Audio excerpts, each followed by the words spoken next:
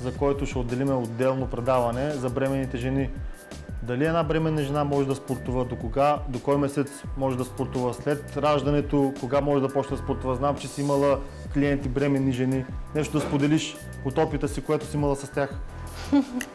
Аз имах една клиентка, която дойде някъде четвъртия месец от нейната бременност и тя искаше просто да може да, тъй като си е спортна натура, не е била активна професионална спортистка. Въобще не е спортувала преди това? Не е била професионална, просто за удоволствие.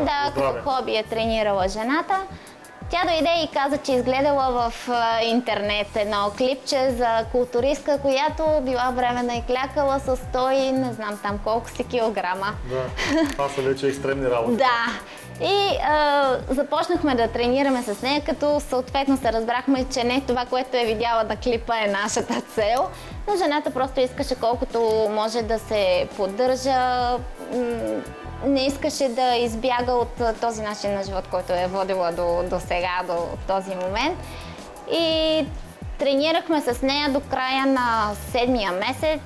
Тя всичко беше съвсем нормално, съвсем спокойно, много доволна, перфектна, да.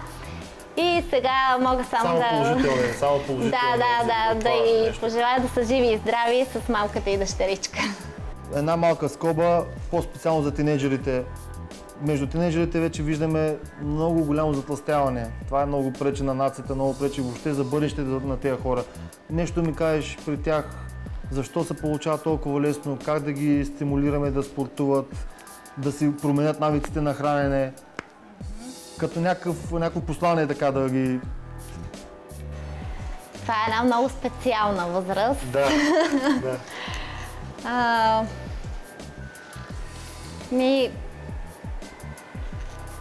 Какво да ви кажа? Това, което наблюдаваме е тинейджерите или са много слаби, прекалено слаби, или са така с доста закръглени форми, които са типични не за тази възраст, а за доста по-напред. Мога само да ги посъветвам да използват фитнеса като един регулатор точно на този дисбаланс. Да. Не мога да ги задължим да пазят някакъв хранителен режим, защото тинейджерите са тинейджери. Не, по задължение не може. Не може да стане, но... осъзнаят, че това е за тяхно добро, за тяхното здраве, за бъдеще, да го видят като забавление до някъде. Защото с този съвременен свят, интернет и така нататък застояват, не спортуват, влизат в бързи хранене, магазин, в ресторант за бързо хранене, набързо хапват нещо, което не им е от полза. Трябва по някакъв начин да ги стимулираме да влезат в залата. Да се възползват от момента, че сега могат да си го позволят, все още имат и времето да влязат да тренират, защото и за бъдеще ще им става все по-трудно, може би. Да. То може би идва това нещо от липсата на... Нещата се задават в училище. Аз се спомням едно време в училище идваха, избираха, виждате и викат за кой спорт да спортуваш. Ти футболист, ти каратист, ти борец.